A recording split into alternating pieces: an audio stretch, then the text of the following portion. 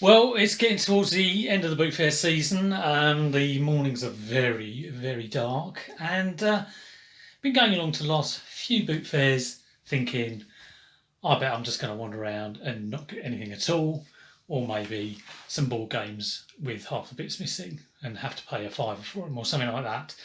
So it's not with much optimism that I go to the boot fairs lately. Not like the start of the season where you're thinking you're going to find all the wonders under the sun.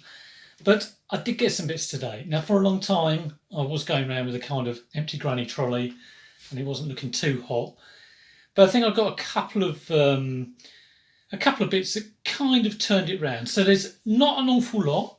Probably got about 6 or 7 items, but I'll take you through them, let you know how much I paid, and give you an idea of some of the prices. I hope to get back on them, realistic prices. If I don't know, I won't say. So let's turn around and get going. It was really pitch black when I went in there this morning, and I didn't take my torch with me today. I was working on the phone torch, so yeah, almost going by touch alone. But the first thing I got was this couple of pairs of trainers. Typical sort of lady with trainers stall. These look a bit grubby, but pink always does seem to sell for me.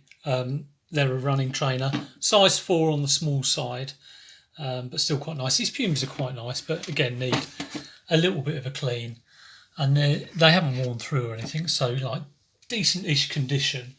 They were £2. They were £3. Originally £3 per shoe on the stall, but tried to get them for two, obviously. I reckon they'd sell between 10 and 15, so not a huge amount of profit, but I was glad to get them because it kind of like, I thought, well, at least I have bought something. I've got something in the bag. Then went an absolute age without buying anything, and got a travel scrabble. Travel scrabble is a good thing to sell, but really at the start of the summer holidays, if people are going away or going away camping or something, and they want a travel scrabble. So not ideal to sell it now, although maybe it might go at Christmas, but I think people will probably be buying the normal scrabbles. But fingers crossed it's all there. It was £2. Again, I'm thinking between 10 and 15 or something around that area. The Goodmans, I haven't tested this yet. It was either £2 or £1. I can't remember whether I was haggling or not. I think it's a good little one. That'll be kind of 15 to 20, I think, maybe towards the 20 mark. It looks in good condition. Fingers crossed when I chuck a couple of batteries in, it will work. I did ask, and they said it was just part of a huge job lot, so they didn't know. I'd had one of these before, and the hinge had gone, so that's always worth a check. The one I picked before I only picked up for like £1 or something. But yeah, just check these back hinges, open it up, and make sure that the door's not hanging off. What should we do next? Not a lot left really. The PS2. Normally, if it's just a console, £5 would be a max I would pay. If it's got a couple of controllers, maybe a tenner. I paid PS2, 2 controllers that need attention. I've just tested this. This reads discs, but it's a bit on the... It read one disc but didn't read the other. I think the laser just needs a clean. These are not great. The response isn't great on the button on these. I'm hoping it's a clean and it will sort that out. Buzz controllers with the game, and microphones, SingStar microphones, and the USB adapter. All of that costs £30, which seems ridiculous that I would pay that. But the reason I paid that was because it had this genuine PlayStation stand, and incredibly, that is a little bit of a bolo. They go for like 20-25, so it kind of bought the price. If I get 20-25 for that, make £20 on that, it makes the rest of the bundle around about a tenner, which might be kind of like reasonable. And I imagine that and a controller and maybe a few games will go for around 35-ish, fingers crossed. The Buzz and a game might go for a tenner. The SingStar game might go for a tenner. So overall, I think I'm more than doubling my money on that. Like I say, for a good PS2, with controllers starter bundle, I'd normally, want to pay sort of between 10 and 20. 20 if it's boxed. Moving on. What one should we do next? Let's do this. This is like an old school pickup because it's a combi. I was at my local dump shop the other day, and they had a combi there, Panasonic one, NVP, not a brilliant one, probably one that will get you 50, 60 quid. In actual fact, I looked it up, and there was a sold for only 45 for this one I saw at a dump shop. And I said, how much do you want? And I said, well, I haven't tested it yet. They wanted 20 quid for it untested, or 45 if it's then tested. So even the dump shop are going crazy prices. So I left that one. This cost £2. So I've given it a quick test. I think the video head needs a clean. It keeps, it's like the tracking is trying to kick in, but I'll give the head to clean. It played the tape and ejected it, so that's good. And played the DVD. But again, I'll probably give the laser a little bit of TLC while I've got it open. But £2, yeah, that takes me back to like a couple of years ago where you could pick these things up cheap. Right, the last one over here, hiding in the corner. Got a couple of other resellers to thank, really. One for sort of like bringing it to the attention of me and a mate of mine who were walking around, and we went there, had a look at it, and I was given the opportunity to buy it, which I'm very grateful for, because it cost £50, but it will resell for more than double that. So what we've got here, it's in the box. I won't get it out. I've been playing Mario Kart on it and having a good old time. And it's a rather nice thing. I've never picked up a 3DS XL. I've got a 3DS normal downstairs. But the XL is just that, bigger screen makes all the difference. The 90% bigger screen makes all the difference. So I got that. Have got a USB charging cable with it, which is nice. I didn't think I had a charger, so I haven't got a plug charger, but that will charge it. Case, and he chucked in a game, and apparently this game is. I think I had the choice of 3, and I would have gone for the Mario Kart, but apparently Sonic Generations holds more value, so that will probably be sold separately. I think it's about a £10 game.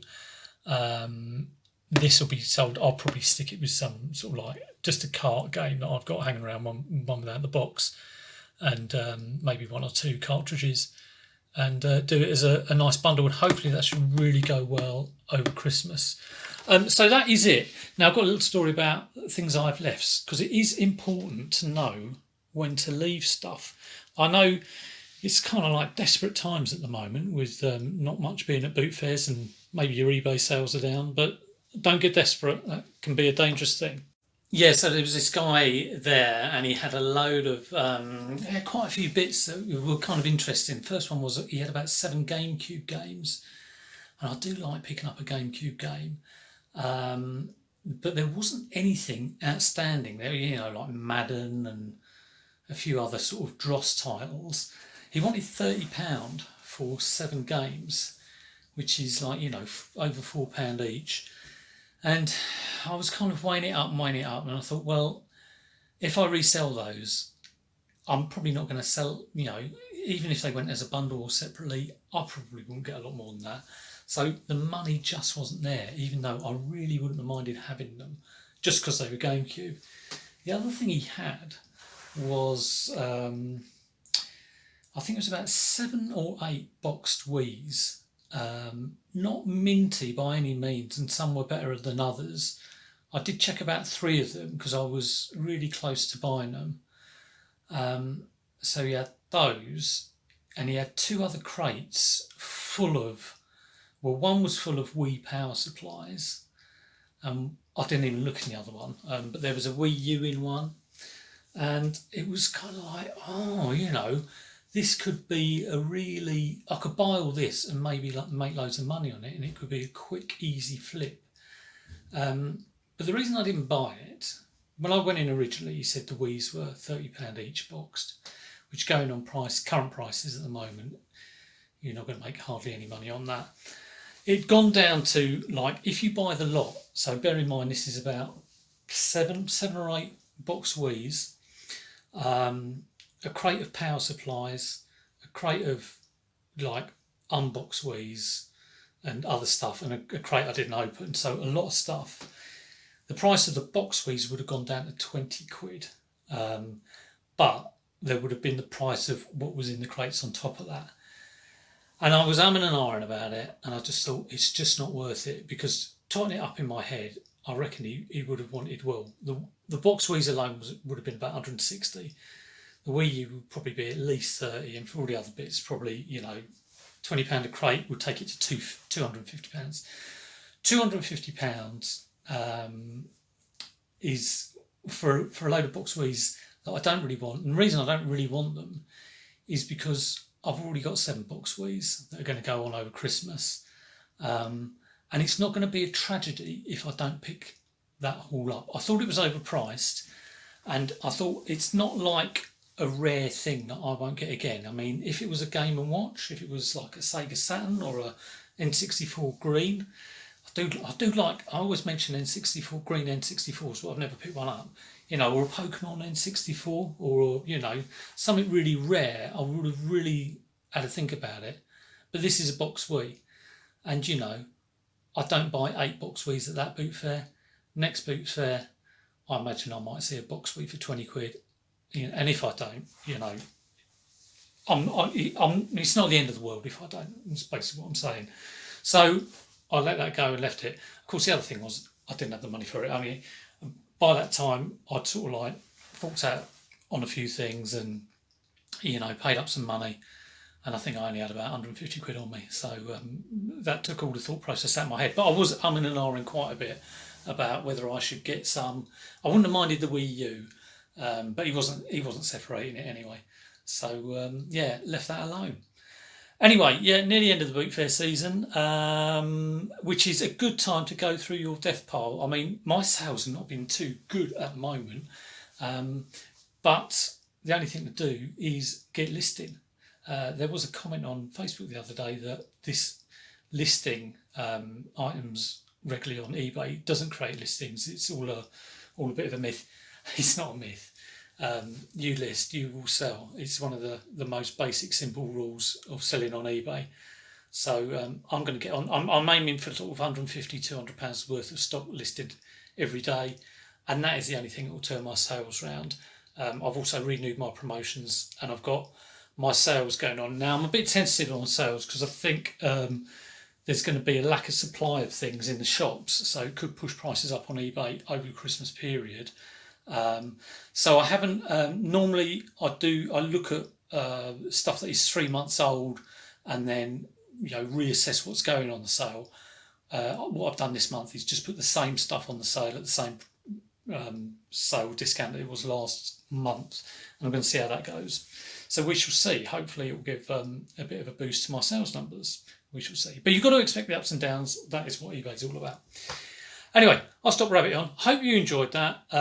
If you did, leave a thumbs up. If not subbed, please sub, and hopefully see you soon. See you later. I keep putting optional extras at the end of my video. I've got these in the post today. What on earth is that? Well, it's actual facts. It's a USB socket. So this is kind of like what's at the bottom of your phone. And they're for a Kindle 7, which I'm going to attempt to repair. So fingers crossed for that.